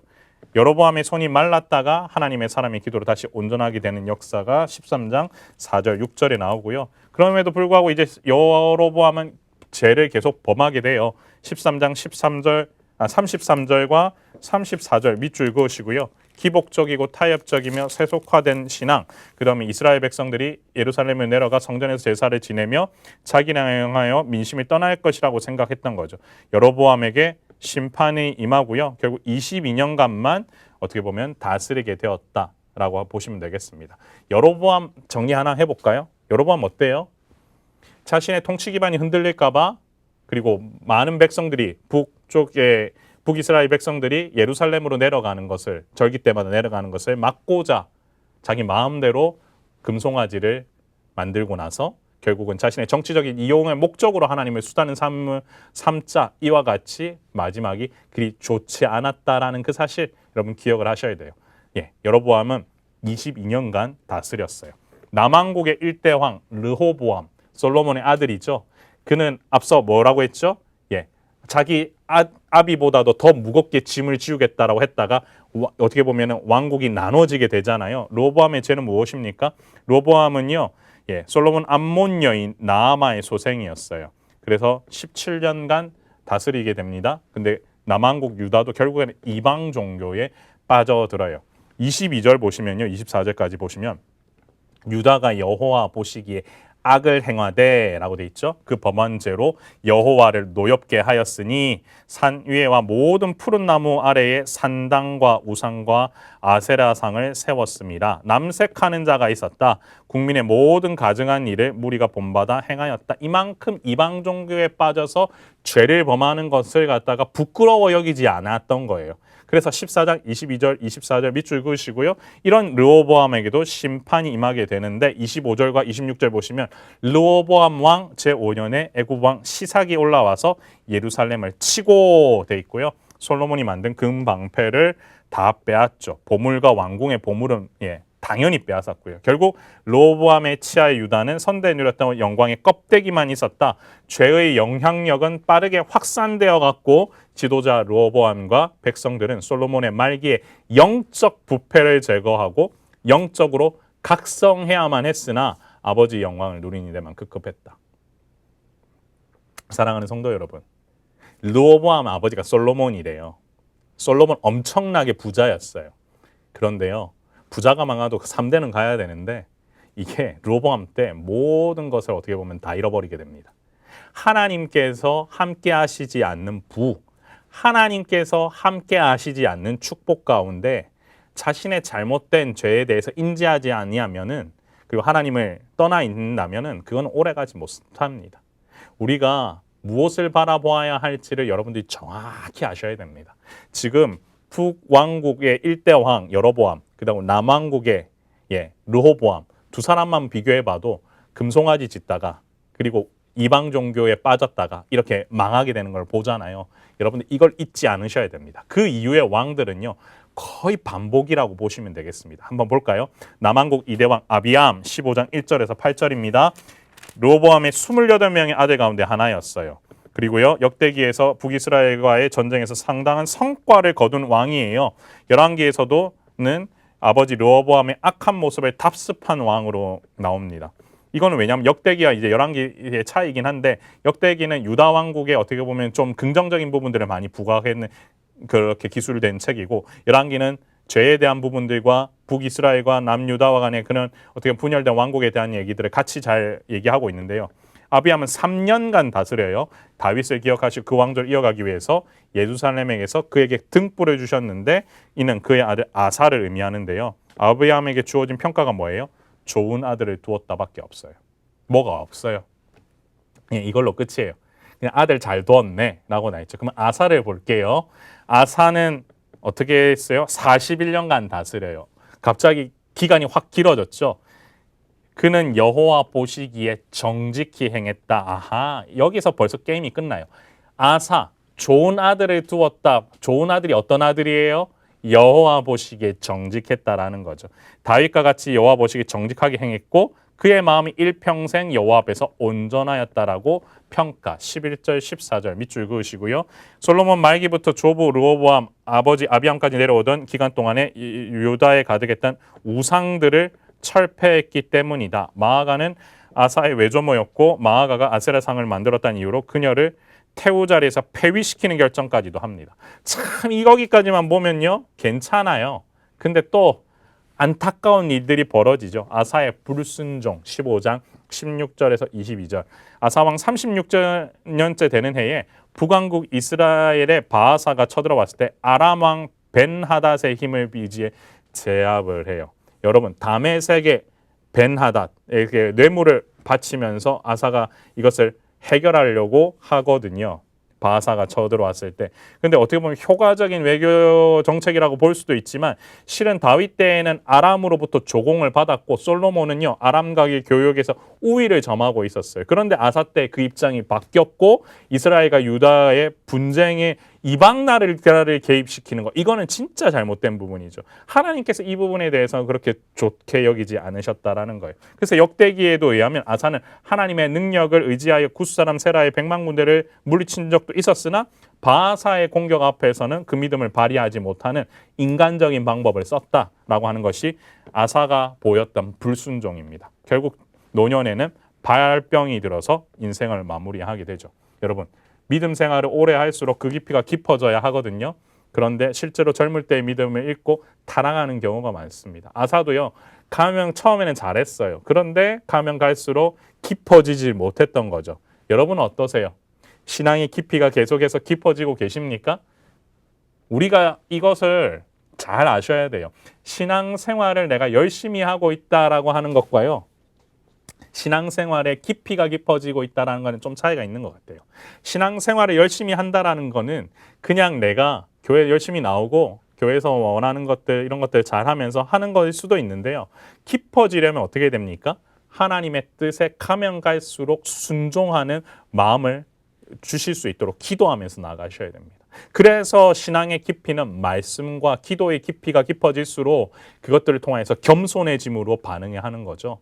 우리가 하나님 앞에 무릎을 꿇으면 꿇을수록 하나님을 더 의지하게 해야 되는데 우리는 인간된 욕심에 인간적인 것들을 개입시키고자 함으로 말미암아 어리석음들을 범할 때가 있다라는 거예요. 그것들을 제거하면서 살아야 된다라는 거 기억하시면 좋겠습니다. 북왕국 2대 왕은 나답이에요. 여로보암의 아들입니다. 2년간 다스렸습니다. 딱 기간 나오죠. 제대로 못했다라는 거예요. 바하사가 모반하여 나답을 죽이고 새로운 왕조를 세우게 되죠. 그래서 어떻게 보면은 열왕기는 이 사건에 대하여 아히야의 예언을 언급한다라고 되어 있습니다. 왕상 14장 14절 10절 보시면 되는데요. 나답의 죽음도 단순히 역사 가운데 수없이 일어난 반역 사건들 중에 하나가 아니라 하나님의 섭리였고요. 하나님은 바하사라고 하는 악인이 나답을 반역하여 죽이도록 허용하심으로써 아히야를 통해 저주하신 어떻게 보면 선포하신 저주를 성취하십니다. 이렇게 나답도 죽게 됩니다. 바하사는요. 쿠데타로 집권한 지 24년간 다스려요. 기간이 앞서 나답보다는 조금 길죠. 바하사가 처음 한 일은요. 여로보암의 가족들을 모두 죽이는 일이었어요. 아히야의 예언이 이루어지는 것이죠. 선지자 예후가 여호와 보시기에 악을 행하며 여로보암의 길을 행하는 바하사를 꾸짖어요. 바하사는요. 하나님 앞에 범죄한 여로보암의 심판을 보며 하나님의 뜻을 깨달아야 했었는데 똑같이 그의 뜻을 무시하고 집안도 똑같이 멸망을 당하고 맙니다. 역사를 통해 하나님께서 무엇을 원하시고 행해야 되는지를 아는 것이 가장 지혜로운 사람이라는 점을 여러분들은 기억하시면 좋겠습니다. 북왕국의 4대 왕은 엘라입니다. 16장 8절부터 14절 나오는데요. 엘라는 바하사의 아들이에요. 2년간 다스렸고요. 그런데 또 시므리에게 자신의 군대 장관 모반을 당해 암살당하게 되죠. 앞서 계속 쿠데타가 연속을 이어져. 바하사도 쿠데타를 일으켰는데 바하사의 아들 엘라도 누구한테 당했다고요? 군대 장관 시므리에게 쿠데타를 당하게 되죠. 우상 숭배의 그 기반을 두었던 북이스라엘 왕위는요. 하나님의 권세에 의해 기름 부음을 받은 왕이 아니라 잔인한 폭력배들의 차지가 계속되고 있는 모습을 보게 됩니다. 그리고 나서 시므리는요. 엘라의 군대 장관이었는데 7일 동안 왕위를 유지하게 돼요. 백성들은 군대 장관 오므리를 왕으로 세우고 디리사성을 포위하고 시므리를 끌어내리려고 했습니다. 왕궁에 불을 지르고 자살하게 되죠. 시므리는요. 자신이 바하사와 엘라의 악행에 대한 심판을 단행하였다고 생각하고 바하사가 나답을 죽이고 왕이 되었듯이 자신도 왕이 될 자격이 있을 것이라고 생각을 했을 겁니다. 하지만 그도 역시 같은 악인이었습니다. 하나님께서는요. 악인을 들어 악인을 심판하시는 경우도 많다는 것을 여러분 기억을 하셔야 됩니다.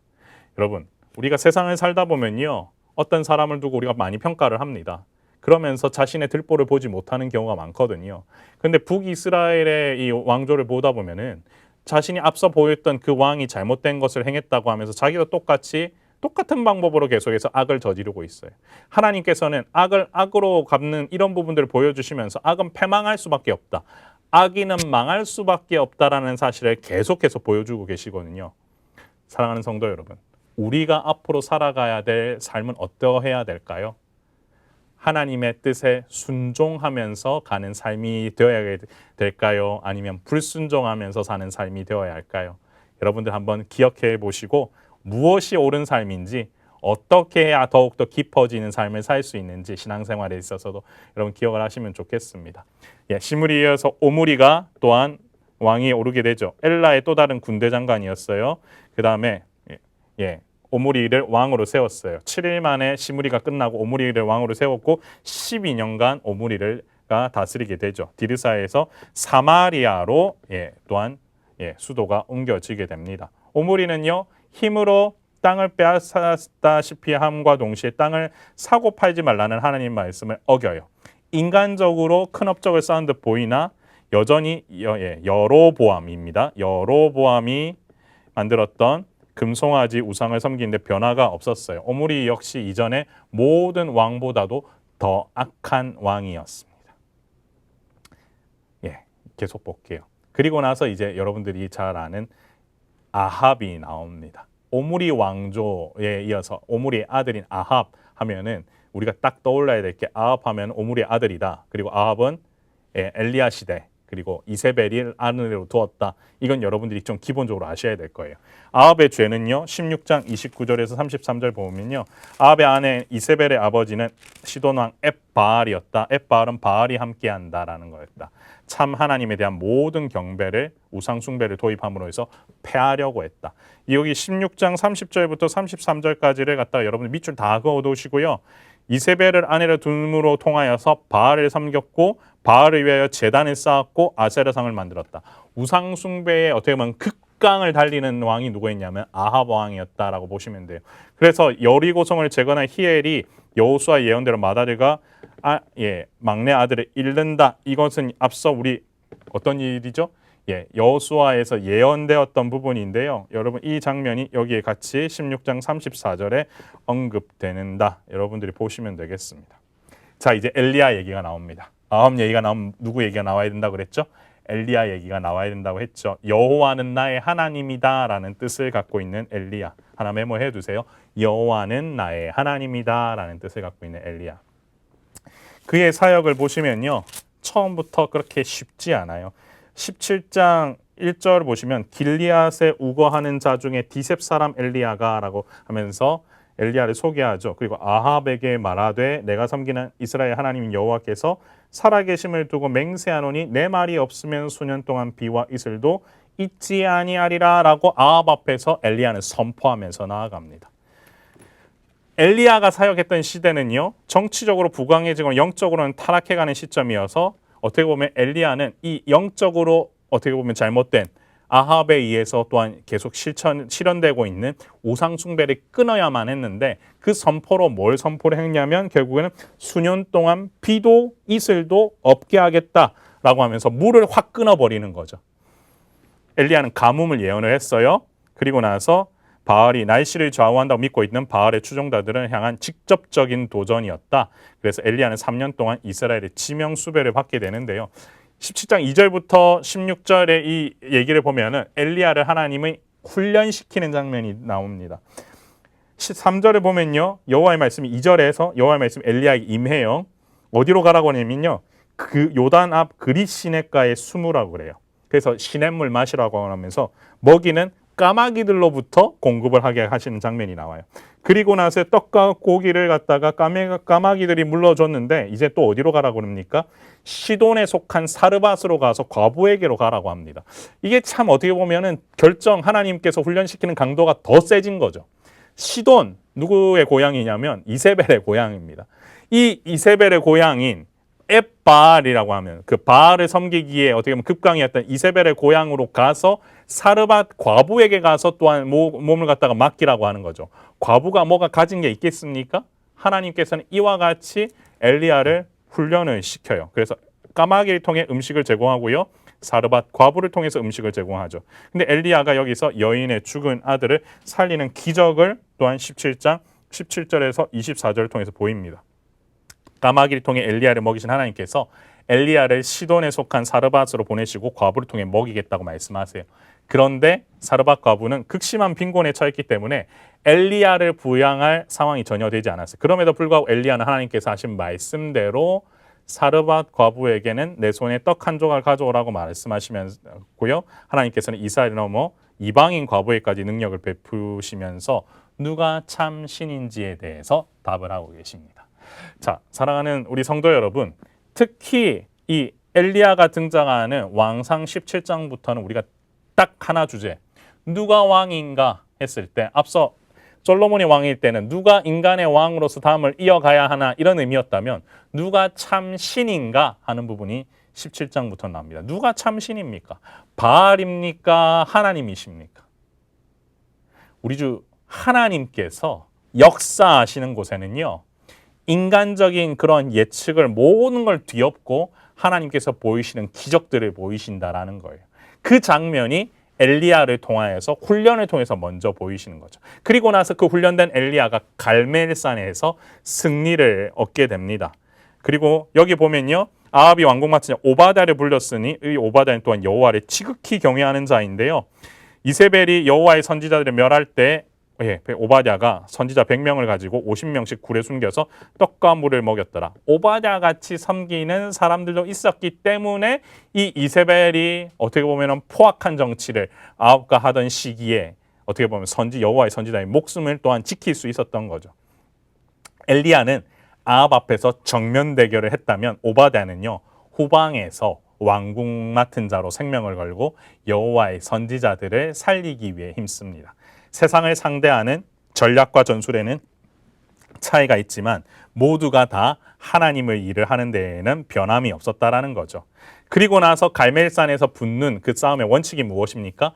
불로 응답하는 신이 참신이다 라고 하면서 바알 선지자 450명과 아세라 선지자 400명에게 도전을 갖다가 하는 장면. 내게 나오게 하소서. 그게 18장 19절이에요.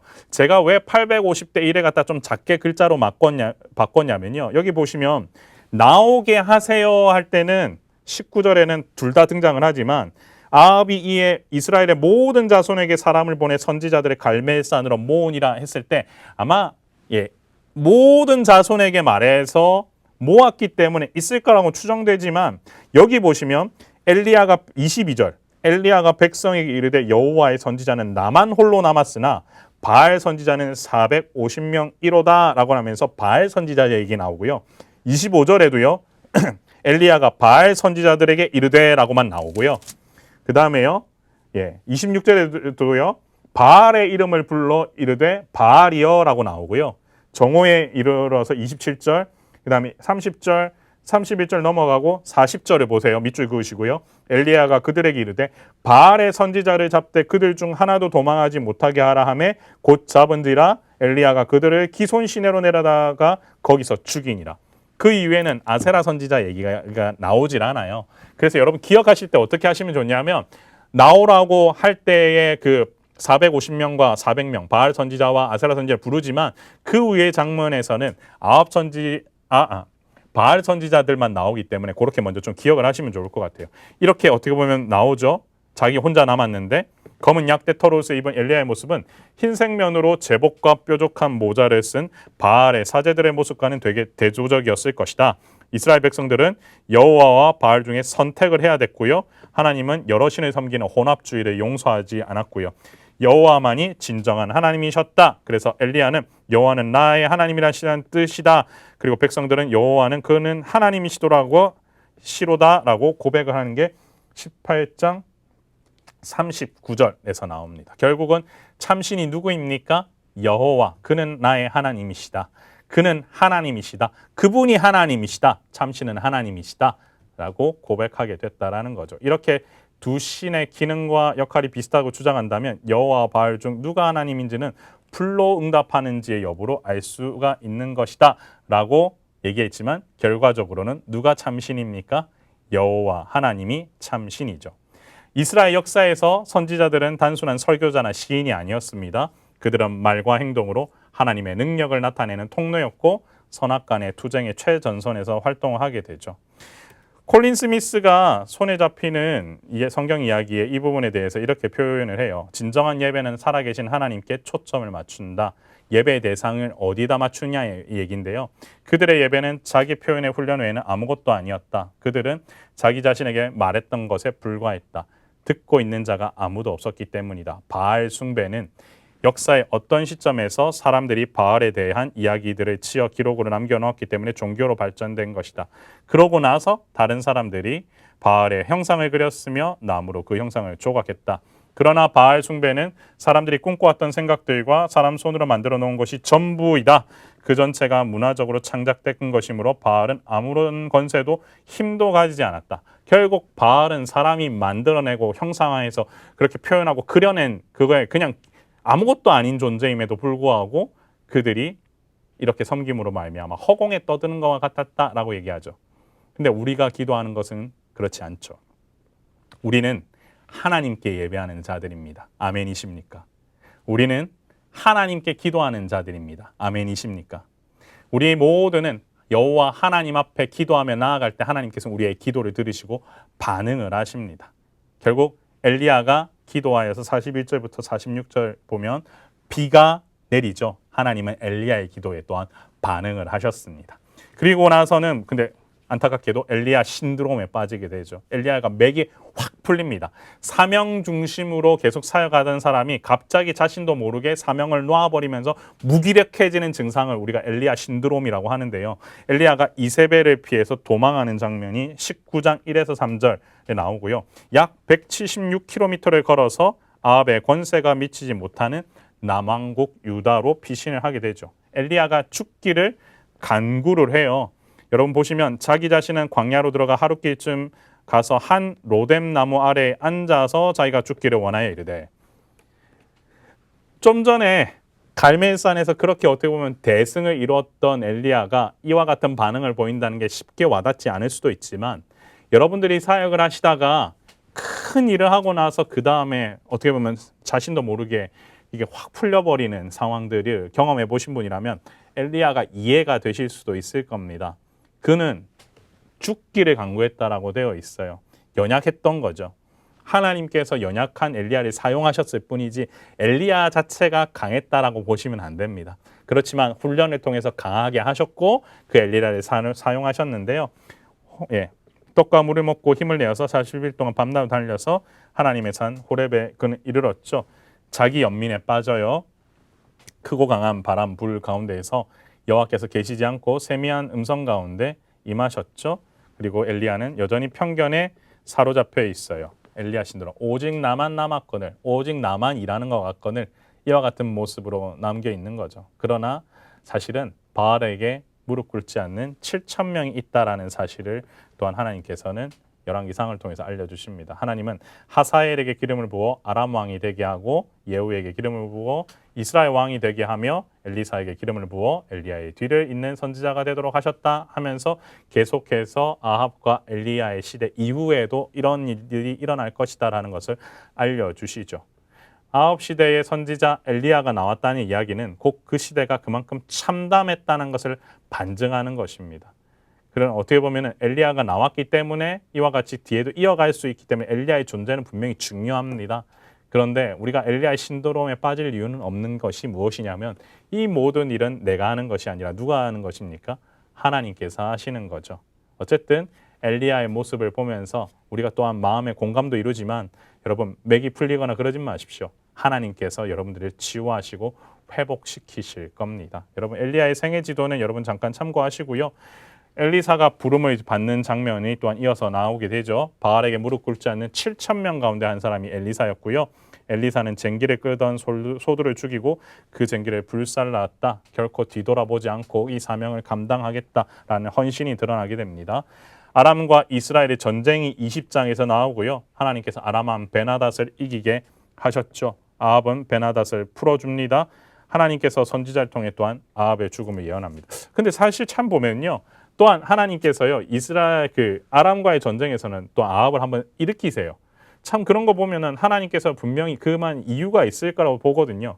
아합이 아람 왕 베나닷을 살려준 것은 또한 이스라엘 초대왕 사울이 아말렉을 진멸하라는 하나님의 명령을 받고도 아말렉 왕 아각과 눈에 보기에 좋은 짐승들 살려둔 것처럼 자신의 생각을 하나님의 명령보다 앞세운 어리석음을 범했다라고 되어 있는데, 그런 것을 보면 하나님께서 기회를 주셨거든요. 아합에게도. 근데 아합에게 준 승리를 아합은 또한 스스로 어떻게 되죠? 날려버리게 되죠. 하나님의 명령에 끝까지 불순종하는 모습을 갖다가 아합이 보입니다. 그리고 아합은요, 아합의 욕심이 얼마나 크게 드러나냐면요, 나봇의 포도원을 빼앗는 장면으로 또한 그의 욕망이 드러나는 장면이 나오게 됩니다. 여기 보시면요, 21장 1절에서 16절에 보시면 그 후에 이 일이 있으니라 하면서 21장 1절 처음에 들어갈 때 나오는데요. 나봇에게 이스라엘의 포도원이 있어서 사마리아 왕 아합의 왕궁에서 가깝더니 하면서 이 포도원을 아합이 되게 갖고 싶어 하는데, 여기에 이제 불 지피는 자가 누구냐면 이세벨이에요. 어떻게 왕이 저거 하나 못 갖느냐라고 불 지핌으로 말미암아 그들에게 있어서 또한 이렇게 폭력으로 빼앗는 장면이 나오고, 그 다음에 죽이는 장면까지 나오게 되죠. 이 죄가 무섭다라는 것이 이런 겁니다. 한번 볼까요? 모든 토지의 소유권 근본적으로 누구에게 있습니까? 하나님께만 있죠. 그런데 아합 왕 나봇의 아합 왕이 나봇의 포도원을 탐내어 사기를 원했죠. 그래서 나봇은 비록 왕에게로라도 대대로 내려온 땅을 율법을 어기서 팔 수 없다고 말했고요. 나봇은 왕비 이세벨이 비류들을 동원하여 나봇에게 하나님과 왕을 저주하였다는 거짓 혐의를 뒤집어 씌우고 살해해서는 아합은 포도원을 강탈하게 됩니다. 자, 그리고 나서 아합은요 21장 17절 이후에 죽게 되죠. 아합의 죽음에 대한 예언이 등장하고요. 엘리야가 아합의 죽음을 예언을 합니다. 그 마지막이 참 끔찍하죠. 21장 19절.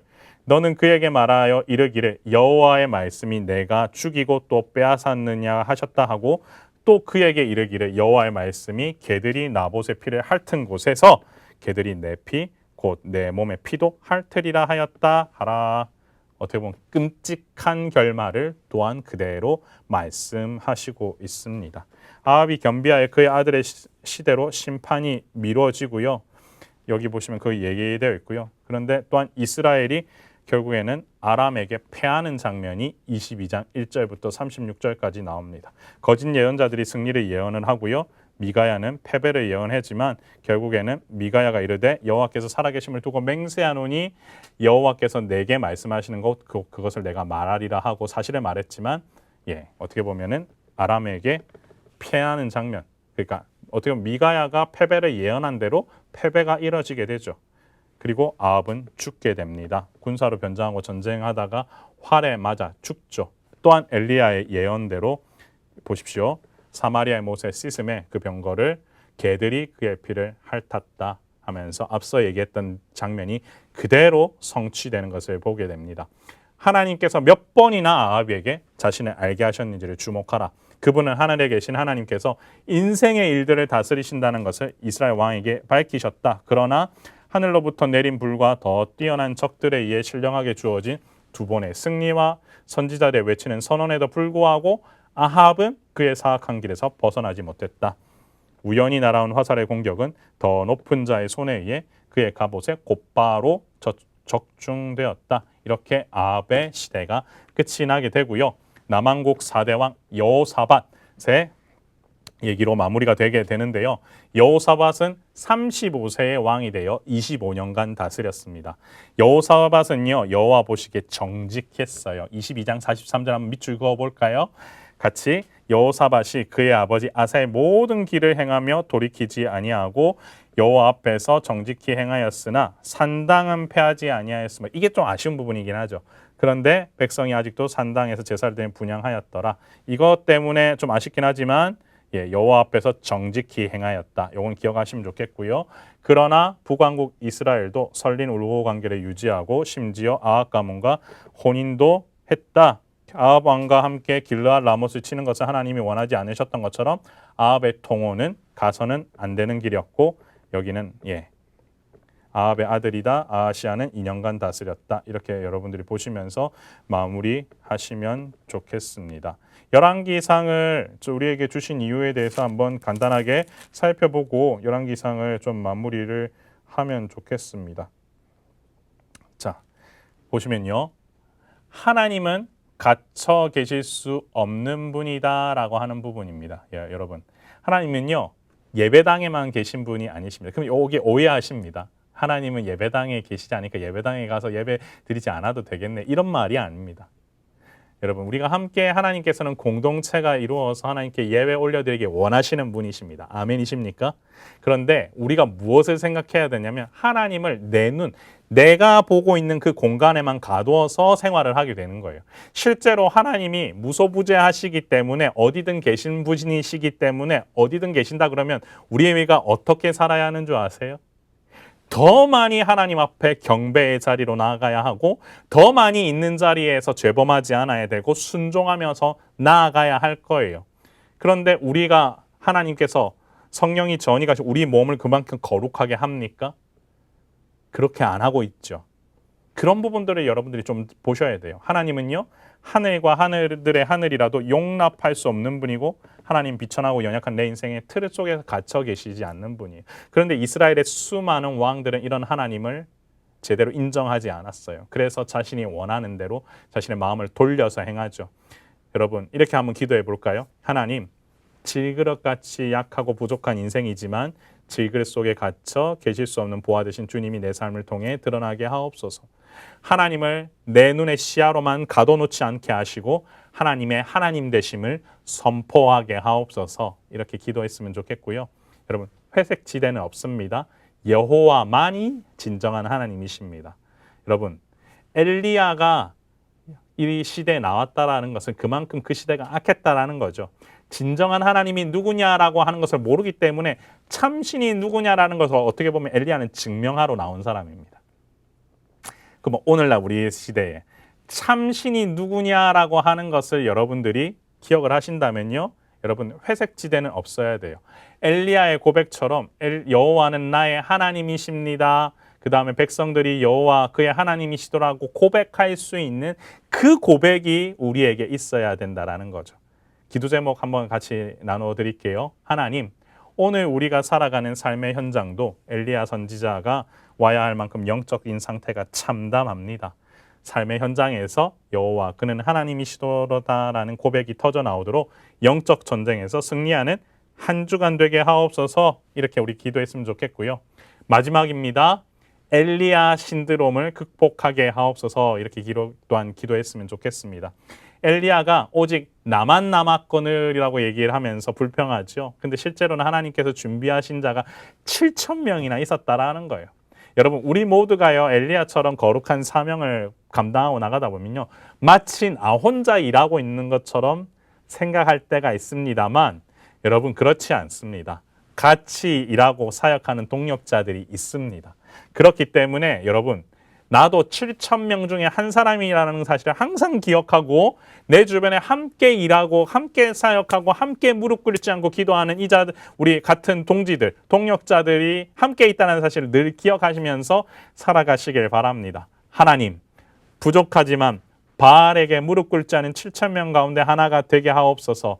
오직 나만 남았습니다라고 불평하기보다 엘리사처럼 하나님의 손에 붙들려 사명자가 되게 하옵소서.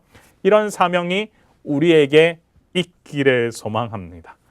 사랑하는 성도 여러분, 하나님께서는요 오늘도 열왕기 상 말씀을 통하여서 우리에게 말씀해 주셨습니다. 솔로몬을 보면서 참 많은 생각이 드셨을 겁니다. 지혜를 구하고 듣는 마음을 통하여서 하나님 앞에서 귀하게 쓰임받았지만 그가 이방 여인과의 통혼을 통해서 쇠락의 길을 갔다. 그 이후에는 남북 왕국이 나눠졌다. 그런데 그 솔로몬의 아들은 아비보다 더 무거운 멍에를 씌우도록 하겠다라고 하면서 했다. 북왕국은 여로보암 때에 자신의 정치적인 욕구를 만족시키기 위해서 금송아지를 만들었다가 하나님의 뜻을 접어서 계속해서 폭력배에 의해서 다스려지는 그와 같은 일들이 반복되었다. 유다는 아사와 같이 그 다음에 여호사밧과 같이 선왕도 있었으나 아쉽게도 불순종하는 장면들이 한 번씩 있었다. 결국 그와 같은 장면들을 우리가 잘 본다면 하나님, 내가 하나님의 말씀에 순종하고 하나님의 뜻을 바로 새기며 여호와 앞에 예배드리며 나아갈 때에 나의 삶 가운데에도 주님 말씀하여 주셔서 내가 이 땅을 살아가는 데 있어서 정말 부족함 없도록 주님 인도하여 주시고 나의 연약함을 들고 쓰시는 하나님 앞에 온전히 쓰임받을 수 있는 그런 존재가 되게 해달라고 같이 합심해서 기도하고 제가 기도하고 마무리하도록 하겠습니다. 어쨌든 여러분들 같이 기도하시면 좋겠습니다. 제가 기도하겠습니다. 존귀하신 하나님 아버지, 은혜를 감사합니다. 열왕기상 말씀을 통하여서 하나님 우리에게 주시고자 했던 말씀 기억하길 원합니다. 정말 이 시대에 여호와는 하나님이시다라고 하는 사실을 나의 입술로 선포하며 여호와 하나님의 말씀에 순종하며 나아가는 자 되게 하여 주옵소서. 나와 함께 같이 동역하는 자들이 있습니다. 그 자들의 수고를 같이 기억하며 나아가길 소원하오니 나만 홀로 남았다라고 생각하는 어리석음을 벗어 던지게 하시고 이 시대에 함께 주님 앞에서 선 예수 그리스도의 온전한 제자로서 우리에게 주신 사명 잘 감당하며 남은 생애 동안 주님만을 온전히 따르면서 살아가는 우리의 신앙생활이 되게 하여 주옵소서. 나이가 들면 들수록 더욱더 깊어지길 소원합니다. 나의 삶이 용두사미가 되지 않도록 주님 인도하여 주시고 항상 주님 앞에서 성장하며 그리스도의 나라와 그리스도의 권세와 그리스도의 복음을 전파하는 데에 부족함이 없도록 우리 모든 성도들 주님 지키시고 보호하여 주옵소서. 오늘 이 시간 함께 하여 주심에 감사하며 하나님 다음 시간에 만날 때까지 강건하도록 지켜주시옵소서. 감사드리며 우리의 생명 되시고 소망 되신 예수 그리스도의 이름으로 간절히 기도드리옵나이다. 아멘.